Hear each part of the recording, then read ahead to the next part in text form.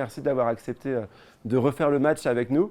Et justement, Erwan, je voulais que vous nous racontiez un petit peu comment ça s'est passé après les Açores. Vous étiez un peu dans un mouchoir de poche tous les trois. Là, il y a un match à 4. Il faut même rajouter Armel, des petits doudous qui étaient pas très loin de nous derrière et qui pouvaient prétendre à aussi lâcher les chevaux après les Açores. C'est à partir de là que le match a commencé. On avait déjà commencé à discuter avec Quentin. Mais comment ça, discuter par radio? Non, Alors, par mail. Ouais. Ah Suite ouais. au chavirage de Thibaut, voilà, pour voir un peu comment. Voilà, on avait commencé à C'est discuter. vrai qu'on avait déjà pas mal échangé avant la course, toute l'année avec Erwan, notamment les 2 derniers mois avant le Rhum, où on s'était pas mal entraîné ensemble, où voilà, Erwan de son expérience m'avait confié quelques conseils et ouais, c'est vrai qu'on avait un peu parlé de tout ça, des conditions du départ aussi, donc c'était important pour moi aussi je parlais à terre avec mon équipe, mais ouais, j'avais bien aimé envoyer un petit message à Erwan aussi. Il était juste derrière dans le rétroviseur, donc c'était. Ouais, parce C'est qu'après important les aussi, Açores, vous êtes vraiment tous les trois très proches. Il y a combien de milles qui vous séparent? Et ben en fait, quand on trouve le soleil et qu'on commence à mettre les Genac, je dois avoir 60 000 d'avance. Mais il reste presque 2000 milles sur la route quoi, à faire. En fait, à un moment, on était pareil en ouest, t'étais juste plus à mon nord, sur le passage des Açores. Sur la dernière moi, île, j'ai ouais. calé et toi, là, tu t'es barré. Et ça peut se jouer à juste ce genre de choses? Ah ouais, on avait 10 bornes. Est-ce que ça arrive des fois que quand vous naviguez, vous vous voyez? Bon, on s'est vu avec Erwan 2 fois, Ouais. c'était sympa. En fait, c'est très aléatoire la météo sur le papier. Ouais. Et quand les routeurs nous la donnent, c'est assez propre, ça a l'air assez fiable, mais en vrai, c'est très aléatoire et ça se joue à pas grand-chose. Il y a plein de nuages, il commence à y avoir pas mal de grains la nuit. Et des gros nuages ouais, par moment. Et une nuit noire en plus, il n'y a pas de lune à ce moment-là.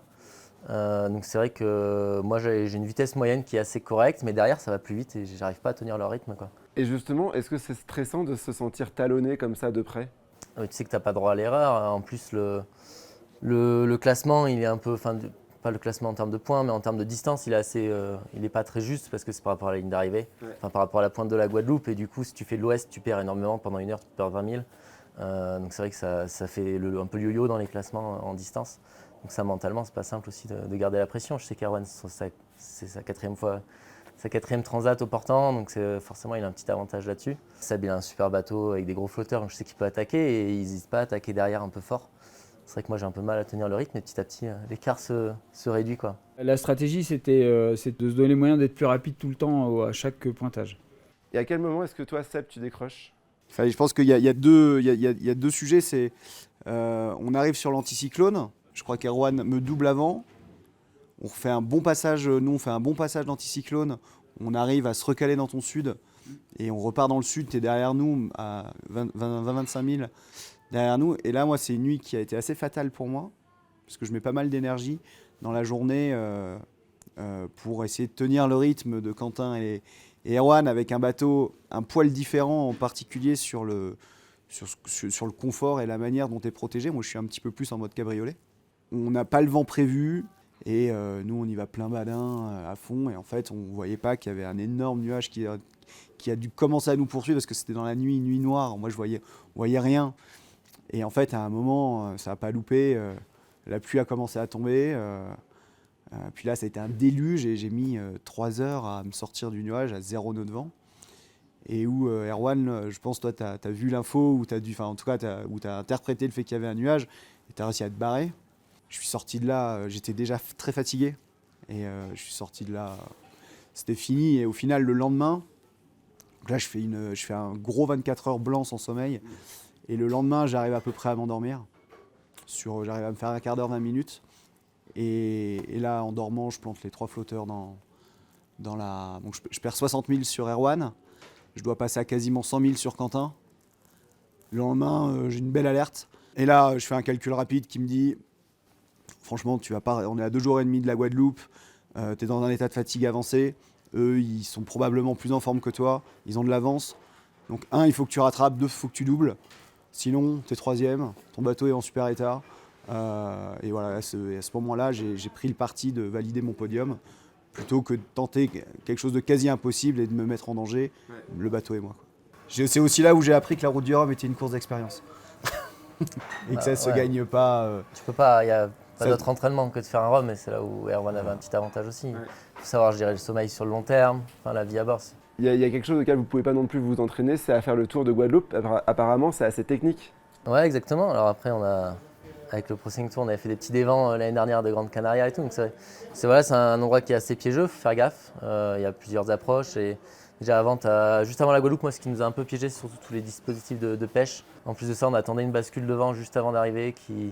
Nous, on ne voulait pas se décaler vraiment dans l'axe d'Erwan, on voulait essayer de garder un peu l'intérieur. La bascule a mis du temps à venir, du coup on décide de faire un dernier repositionnement un peu plus près d'Erwan et la bascule arrive à ce moment-là. Donc là on repère 5000 qu'on n'aurait pas dû perdre si on avait été patient une petite heure de plus.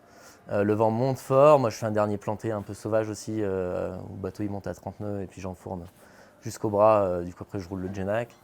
Et là on approche sur la Guadeloupe, j'étais à 30 nœuds, Erwan il avait un petit peu d'avance. Il a réussi à me doubler juste avant d'arriver sur la Guadeloupe. Il passe au nord de la Guadeloupe 45 minutes avant moi je crois.